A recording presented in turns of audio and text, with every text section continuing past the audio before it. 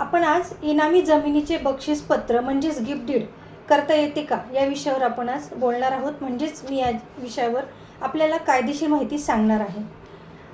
अनेक लोकांना असं वाटतं की त्यांच्या नावावर जमीन आली की ते कोणालाही बक्षीसपत्र करू शकतात. पण इनामी जमीन ही सामान्यतः जमीन नसते.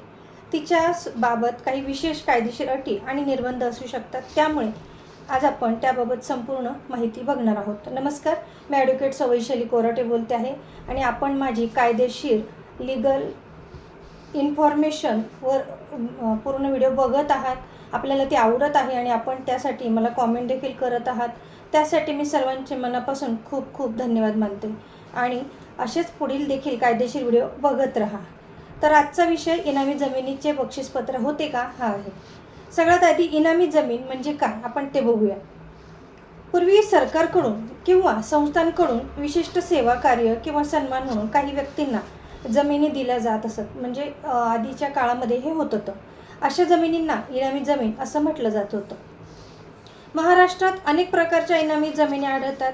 काही जमिनीवर हस्तांतरणाचे निर्बंध असतात तर काही जमिनी पूर्णपणे हस्तांतरणास पात्र असतात. आता आपण बघू की बक्षीसपत्र म्हणजे काय. जेव्हा एखादी व्यक्ती कोणतेही आर्थिक मोबदला न घेता स्वतःची मालमत्ता दुसऱ्या व्यक्तीला स्वइच्छेने देते तेव्हा त्याला बक्षीसपत्र म्हणजेच गिफ्ट डीड असं म्हटलं जात असतं.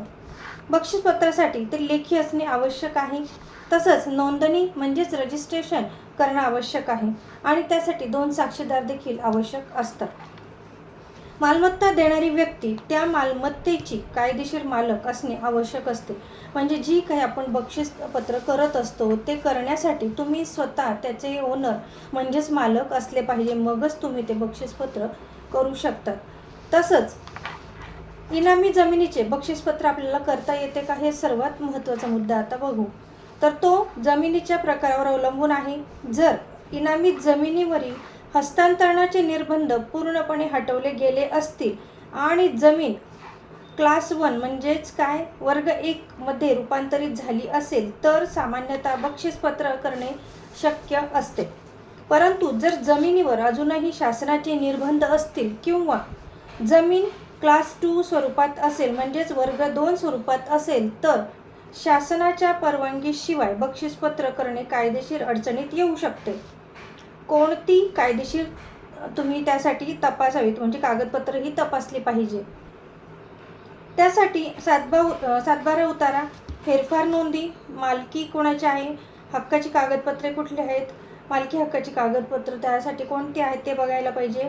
इनाम रद्द झाल्यास आदेश आहे का, तसंच कबजेदार वर्ग या सर्व गोष्टी तुम्ही बघितल्या पाहिजेत. तसेच वर्ग 1 आणि वर्ग 2 तहसीलदार किंवा महसूल विभागाचे आदेश हे सर्व तुम्ही बघितलं पाहिजे.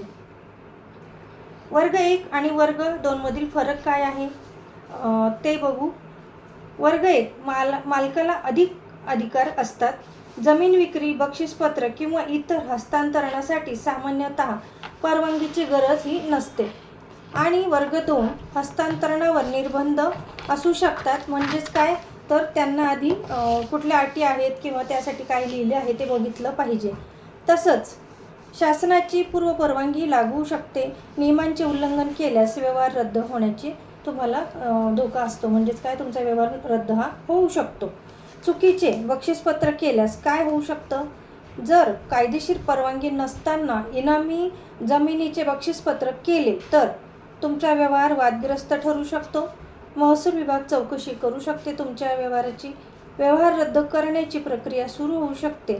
तसंच भविष्यात मालकी हक्कावर वाद निर्माण होऊ शकतो. तसंच न्यायालयीन खटले सुरू होऊ शकतात. म्हणजे वर्ग 2च्या जमिनीचा तुम्ही जर व्यवहार केला किंवा बक्षीसपत्र केलं तर तुम्हाला या गोष्टी होऊ शकतात तुमच्या विरोधात. काळजी कोणती घेतली पाहिजे तुम्ही त्यासाठी आपण ते बघूयात. फक्त जमीन आपल्या नावावर आहे म्हणून बक्षीसपत्र करू नका, हे सर्वात महत्त्वाचं आहे. पूर्ण चौकशी करा आणि मगच बक्षीसपत्र किंवा विकण्याच्या भानगडीत पडा. सर्वप्रथम जमिनीचा प्रकार कुठला आहे ते तपासा. तसंच सातबारा व इतर महसूल नोंदी तपासा. वर्ग 1 किंवा वर्ग 2 ते निश्चित करा कुठल्या प्रकारची जमीन तुमची आहे. तसंच आवश्यक असल्यास महसूल अधिकाऱ्यांचे मत घ्या किंवा सल्ला घ्या. अनुभवी वकिलांचा सल्ला देखील तुम्ही घेऊ शकता. इनामी जमिनींचे बक्षीसपत्र करता येते की नाही याचे उत्तर म्हणजे प्रत्येक प्रकरणातील कागदपत्रांवर अवलंबून असते.